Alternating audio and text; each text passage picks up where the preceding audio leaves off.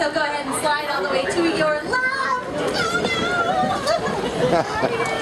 Hi. Jumbo, everybody, go ahead and place whatever you might have brought with you in the net bags there in front of you. To stay seated through our whole 2-week-long safari, we are going to be hitting some very bumpy roads, and you are precious cargo to me, of course. If you have small children, just please keep them on your laps. That's for their safety. Now, I'd love to tell you a little bit about the Harambe Wildlife Reserve that we are entering. It was established in 1971 to protect our local wildlife. It's approximately 800 square miles. And patrolling those 800 square miles, we have our Airborne Patrol Warden Wilson. He is our eye in the sky watching out for us, and especially making sure no poachers have gotten into our reserve. So folks, I'm counting on all of you. If you see anything that looks suspicious, please let us know. We are working very hard to keep poachers out of our reserve. We haven't had too many problems lately, so we intend to keep it that way. If you take a look right above your heads there, that is a game spotting guide that will help you to identify the animals that we might see along the way. Can't promise that we'll see all of those animals, but we usually have pretty good luck, especially when I'm driving. Looks like the wardens have given us the okay to enter the reserve, so let's go ahead and check in with Warden Wilson now, shall we? Wilson, this is Simba 1. Do you copy? Simba 1. This is Warden Wilson Mutua. Over. Jumbo there, Wilson. We are heading into Little Ituri Forest right now. Come down good, Simba 1. Keep your eyes open and drive carefully. You should see lots of animals. Roger that, Wilson. Folks, the animals that live here can sometimes blend right into their natural backgrounds, kind of like the okapis are doing back there on the right. Okapis look like they'd be related to the zebra because they have those stripes, but they're actually related to the giraffe. Westerners found the okapis in 1901. Now it looks like we have a pretty big watering hole over here on the left side. Folks, any guesses on what's in that watering hole? Hippos. Close. Water's in the watering hole, okay? But those were good guesses. Water's in the watering hole, but sometimes we see some black rhinos down by this watering hole, so we might get a chance to see some black rhinos down here now. On the right, looks like we have a couple of these birds. These are called yellow-billed storks. They're the white birds with the black feathers and, of course, the yellow bills. Yellow-billed storks like to eat a lot of fish, frogs, and other small birds. Now let's check this area out, see if we can find some black rhinos. Oh, yep, there's one now. Black rhinos can weigh about 3,000 pounds and have a charging speed of 35 miles an hour. But sadly, there's only about 4,200 black rhinos left in the wild, and that's due to poaching. So we are working very hard to protect them here. On both sides of us, you are going to see the tallest bird in Africa. These are saddle-billed storks. Saddle-billed storks can stand about 6 feet tall and have a wingspan of 8 feet. Also on the right side with that saddle-billed stork, you're going to see the nest there. Male saddle-billed storks create the nest. If the female finds anything wrong with it, she will destroy it, which is really nice of her because it does take him like 3 months to make it, but you know. You can see there's an excellent source of vegetation throughout Little Ituri Forest. There's lots of greens, plenty of food. The animals always have something to eat around us here. Oh, there's another black rhino. You didn't see one before? Blending into the rocks. The animals do blend right into their natural backgrounds, and it's good for them. It's a great source of protection, but it's not so good for us. It sometimes makes it pretty hard to find them. Oh, it looks like we have a couple animals over here on the left side. You're going to see the one that kind of resembles a deer. These are called greater kudu, second largest antelope in Africa, weighing about 750 pounds. There's also one far back there on the left. Also up there was a bongo. Bongos are known as the ghosts of the forest because they're usually very shy and usually hard to find. Now let's go ahead and leave Little Ituri Forest now and make our way towards the Safi River. The Safi River is home to hippos and a few other birds. If we don't see the hippos right away though, not to worry, they could just be underwater. Hippos can stay underwater for up to 5 minutes at a time, but it looks like we have a hippo that's come out of the water over here on the right. Probably trying to stay warm. Safi River is probably pretty cold right about now. It's pretty cool to see the hippo already out of the water because normally they'll just come out of the water at night to eat about 100 pounds of grass. And usually during the rainy season, Safi River will start on our right and end on our left. So left side, let's see if we can find a few more hippos over here. Oh yeah. Hippos are among the largest animals in Africa. They can weigh about 5,000 pounds. At birth, a calf will weigh about 85 pounds. Looks like there's a few right behind this island. Now on this island you have these birds. These are called pink-backed pelican. Pink-backed pelicans are known to bring their prey towards the shallow waters before they eat them. Humping hippo. Like they're eating right now. These hippos are staying close together, at least trying to stay warm. Now you can see in its own way the Safi River is very pretty. There's a lot of nice scenery around us here. Some very pretty waterfalls up ahead on the left. But I'll tell you what's not very pretty, folks. It's this bridge. Looks a little old. So hold on, everybody. Looks like the weight limit's 4 tons. Good thing the truck's only 9. We should be all right. Hold on, everybody. Do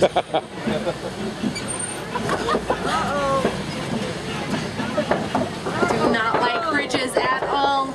That water looks pretty dark right about now.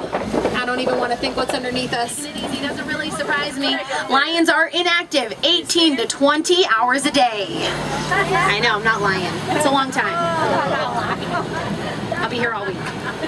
No, really, that's my schedule. Now, folks, male lions will do the protecting of the territory, while the female lions will do the hunting.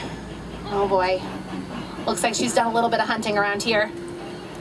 Kids, the antelope is just sleeping. Now let's keep a close eye on this copy over here. Looks like Wilson was good to send us this way. There's a lot of animals over here on the right, and we'll definitely be able to get some pictures here. Let's see if this is the male lion right behind that rock. Probably resting. We won't disturb them here.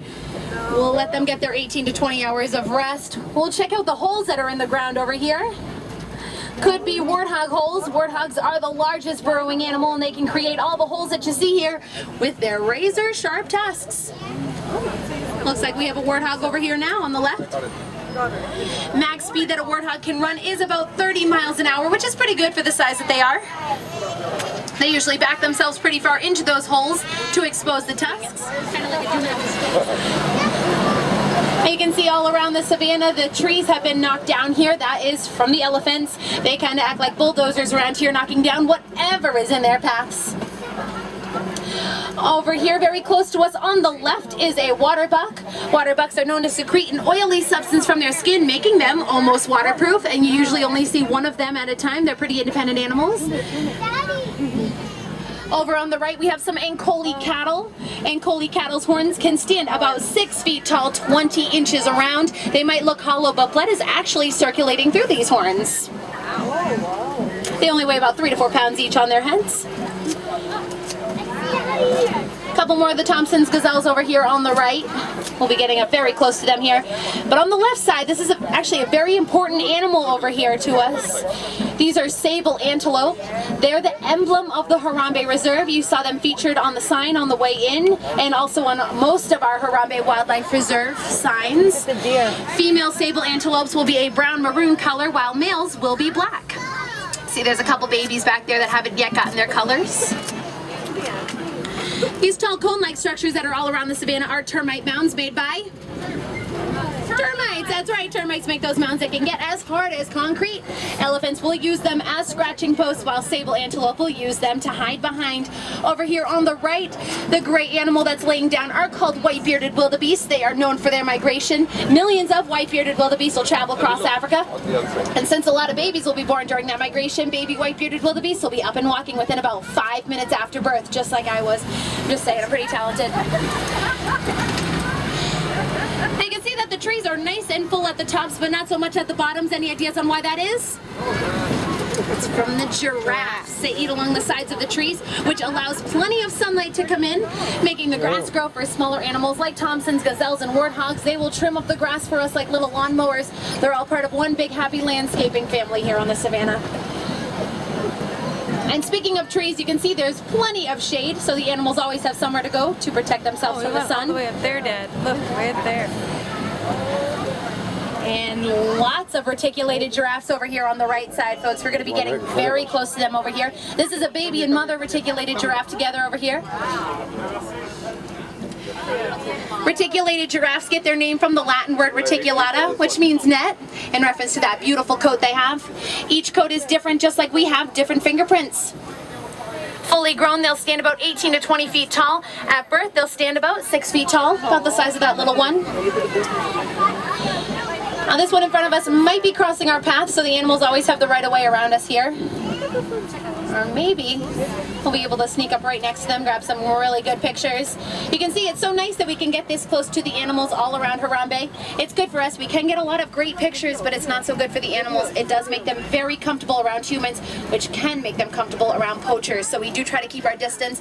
Over here, the tan antelope are called the Patterson's elands. They're the largest antelope in Africa, weighing about 2,000 pounds, standing about 6 feet tall at their shoulders. Oh, and just in time, somebody's come to say hello to us over here. There's another one! The savannah is all part of the wild Africa that we are working so hard to preserve here on the Harambe Wildlife Reserve. Simba. What is your location? Over. Wilson, we're heading into Monkey Point. What's up? Keep your eyes open for me. We picked up a baby elephant that was wandering off on its own. We can't find the mother. I'm afraid poachers may be in the reserve. Oh no, Wilson, that's not good. You know we don't want to hear things like that.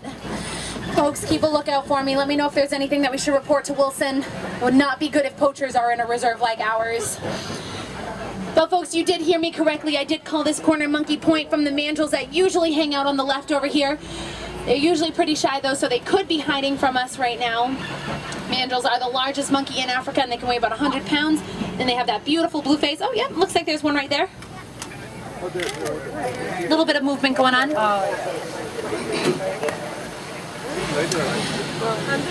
And we must be nearing those red clay pits because that is an African elephant back there on the right. So hopefully Wilson's wrong about poachers being here. Sounds like we picked up some kind of radio station over here. Sounds like the Harambe Top 40, so sing along if you know. This has been #1 since 1998. Most overplayed song here in Africa.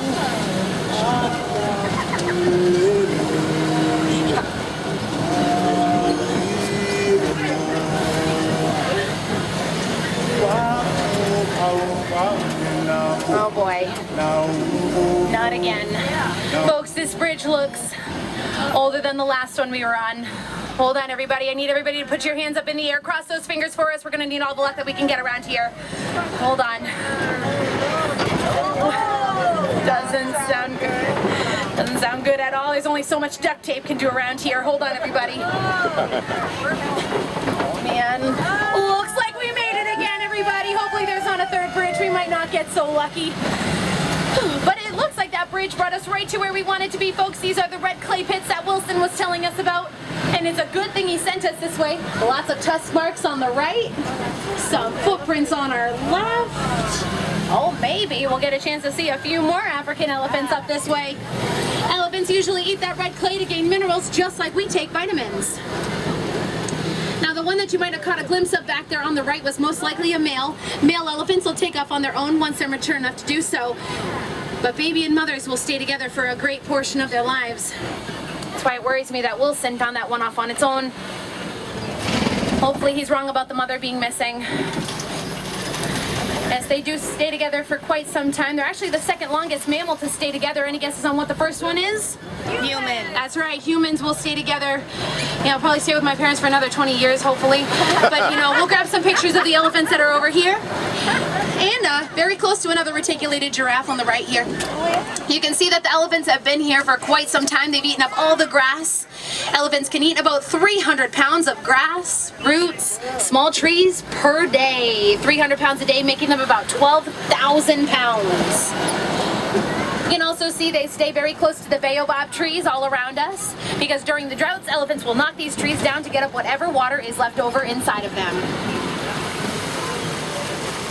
You can get another picture of the elephant that's coming this way. You might not have known this, folks, but both male and female African elephants have those beautiful white tusks. Sadly, that does make them prime targets for poachers. So here on the Harambe Wildlife Reserve, we're studying the elephants' vocal patterns to see how we can learn about their behaviors and hopefully better protect them. Want to keep them safe if we can. Looks like the elephant's watering hole has brought us right to some greater flamingos. Greater flamingos are born gray. Any ideas on how they become pink over time? Shrimp. That's right, they eat brine shrimp, which is full of keratin, and that's what changes their feathers pink over time. You see, most of them are pretty active right now, but usually when they're resting, they'll stand on one leg, tucking themselves right into their bodies. Now we'll go ahead ahead and continue this way. It does look a little bumpy, so hold on, everybody. I think we might be nearing rhino country right about now. Oh yes, that sounds about right. White rhinos usually love the muddy areas that are around here. Maybe we'll get a chance to see a few. White rhinos were on the verge of extinction, but thanks to anti-poaching efforts and reserves like ours, they're making a very successful comeback. And we're very happy about that. If you want to take a peek on your right, though, it looks like we have a couple eggs over here. Most likely ostrich eggs, judging by the size that they are. Ostrich eggs are the largest bird egg, weighing about 3 to 4 pounds each. What an omelet. Maybe if we continue heading east here, we might get a chance to see some ostriches around those eggs. Hopefully a few more white rhinos. Doesn't look like they've been through here recently. Now, folks, it looks like we have entered the savannah. This is my favorite view of Africa, folks, because it is nature at its best. The Serengeti grasslands can stretch hundreds of miles across Africa, and it serves as a superhighway to a lot of famous animals that live here. Animals like African elephants, reticulated giraffes that you'll see over there. We'll be able to get some great pictures very shortly as we round the savannah, but also the savannah is home to lions. That's right. So we'll keep a lookout here for all of those animals, and hopefully we'll get a chance to see them all. A couple little guys over here on the right. That one that you're going to see is called the Thompson's gazelle, also known as Tommy. Tommies, plural. Tommies are surprisingly very fast moving. I think we're right behind them. Lean left, everybody, lean left. Whoa, hold on. Whoa. Oh no, what's that up ahead? Wilson, come in. I think I see their camp up ahead. Oh no, we're too late, everybody. It looks like the camp's been abandoned and we've lost the poachers. I'm sorry, Wilson. Oh, not to worry. You drove them right into my patrol. Oh, great. Hey, Wilson, what about the mother and baby elephant? The poachers were they won't get far. There's the baby elephant. They are now both dead. Great to hear, Wilson. A happy ending. We have to go now. We have to get this baby elephant back to its mother. Roger that, Wilson. Folks, give yourselves a round of applause. You helped get the mother and baby elephant back together. Wilson's gonna cut up those poachers. I'm sure of it. We're gonna make them pay for what they've done here. Unfortunately, though, looks like I'm gonna have to cut our 2-week-long safari by about 2 weeks. Yeah, I'll be dropping off at the nearest warden's post, but just remember, folks, no matter where you live, you can always help in the conservation of wildlife. And for more information on how you can do your part, I would definitely recommend taking a short train ride over to Rafiki's Planet Watch. They're gonna have some excellent resources for you there. Now we're going to be pulling up to our warden's post here very shortly, so go ahead and double check the net bags there in front of you. We don't want you leaving anything behind there. If you do, it goes to the mandrills that we saw out there. It's only fair. What'd you say, folks? Did you have a good time with me today? Excellent. I am very glad we saw a lot of great animals and we got a lot of great pictures. But if you did not see the animal you were hoping to see, that's just an excuse for you to come back now, isn't it? No two safaris are ever the same. Your driver and the animals will make sure of that. Oh, thank you. Oh, stop. No, don't stop. Don't stop. That's really, love that.